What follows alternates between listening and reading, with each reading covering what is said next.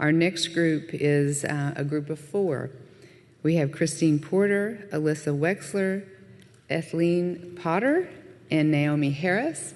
And my directions are to put the mic, you're all about the same height. So I think if this is okay, we'll leave the mic right here. And welcome. Hi, everyone.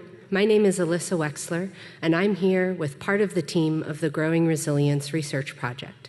You can see our full team listed on this slide, with individuals attending the conference underlined, including my co-presenters today, Naomi Harris, Ethylene Potter, and Dr. Christine Porter. So I'm beginning with this diagram from my colleague Melvin Arthur showing the long history of Arapaho food sovereignty, because it represents the foundation of this project, which builds on Wind River's assets of history and culture, water, land, and the Eastern Shoshone and Northern Arapaho people. Growing Resilience developed from the work of Blue Mountain Associates with a previous project called Food Dignity. BMA found that while many community members believed gardening could improve health and wanted to grow their own food, they were lacking the technical and financial support to make it happen. So we turned gardening for health into a research question.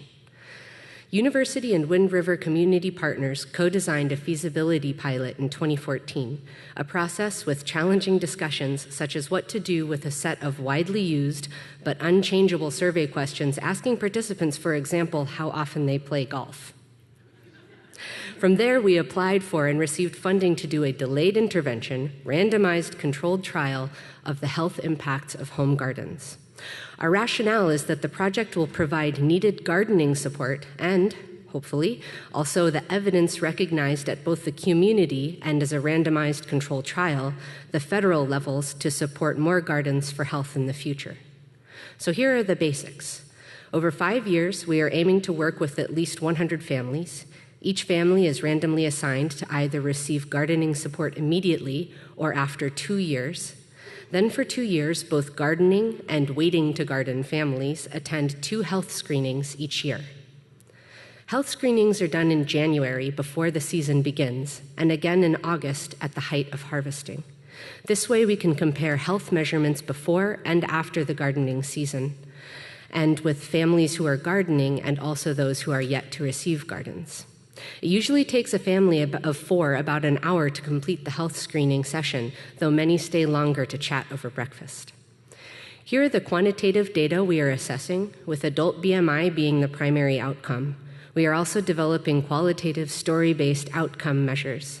Both participating tribes co-own the data with the university. We try to maximize the community benefits at each step of the project. Participants tend to join for the gardens, but they also receive regular feedback on health, including these health passports and mailed reports of blood-based and biometric measures that they can choose to also have faxed to a primary healthcare provider. So these next charts show baseline BMI for our first 60 participating families, indicating what we already knew about high rates of obesity at Wind River. However, we are confident that, as we have heard so many times this week, that also the answers are in the community. Hello. Well, my part on the team is I'm a chronic disease navigator for the Eastern Shoshone Tribal Health, and working in these past years when we first came within the project, I started a program called Lifestyle Balance, and it goes over everything, and I quit keeping track about at 3,500 pounds lost in these groups, 3,500 inches. And so we started implementing the garden resilience.